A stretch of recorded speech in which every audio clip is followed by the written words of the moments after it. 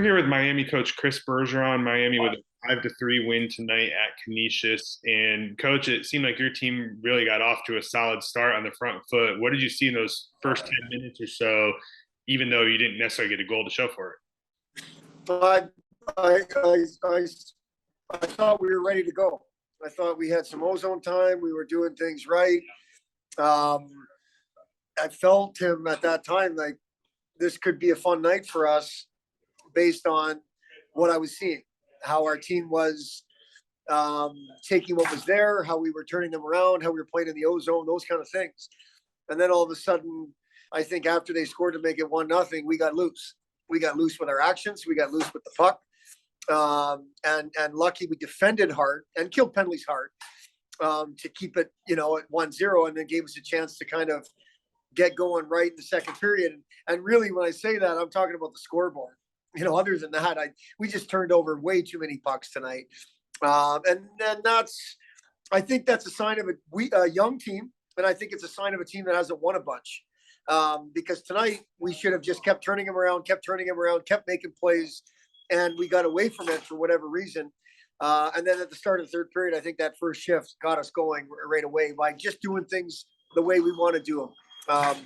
So I think that the first 10 minutes was good, and then the third period was really good. So what was it about the third period? You mentioned from the first shift, but then you get a couple of goals in the middle of the period to break it open as well. And what did you see specifically out of your group in that frame? Well, first and foremost, Tim, what I saw was the two veterans in Barbolini and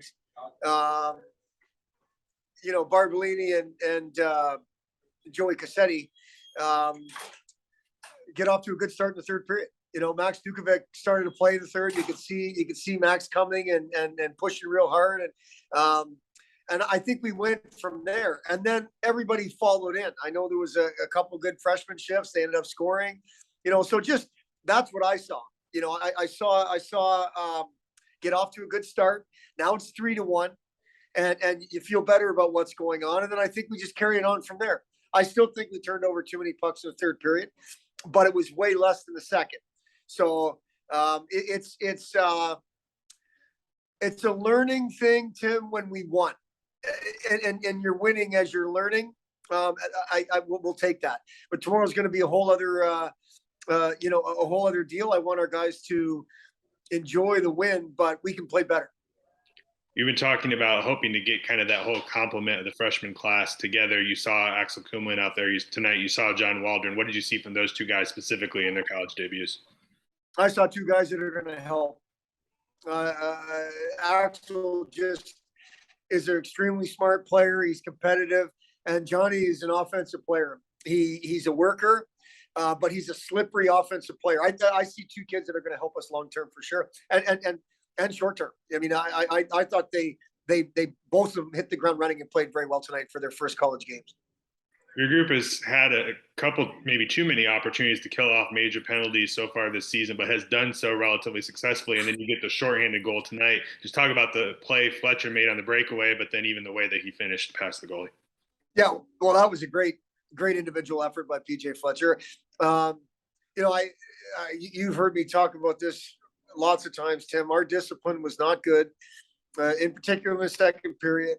Of the 20 minutes, we're shorthanded for 7. Obviously, that takes people out of your lineup. It takes people out of the ice or out of ice time.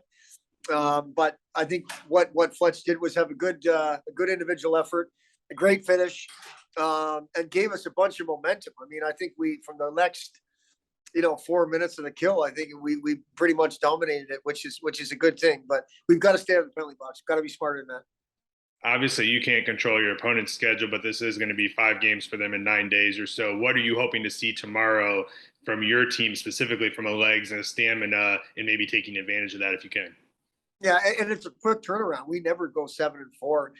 There'll be no excuses on our side. I can tell you that. We'll rest tonight. We'll break down the video. We'll go over the video tomorrow, and we'll get ready to play at 4:00. As far as our opponent, I think our opponent, because they're veteran, they'll want to get it right for tomorrow. And we have to be ready to play again, right from the start, right from the drop of the puck, like we did. I just would like we did tonight. I would just like to see us play more of the game that we'd like to play more consistently, get pucks behind him and get to ozone play and those kind of things. Puck drop Saturday at 4 p.m. Coach, thanks for the time. Appreciate it.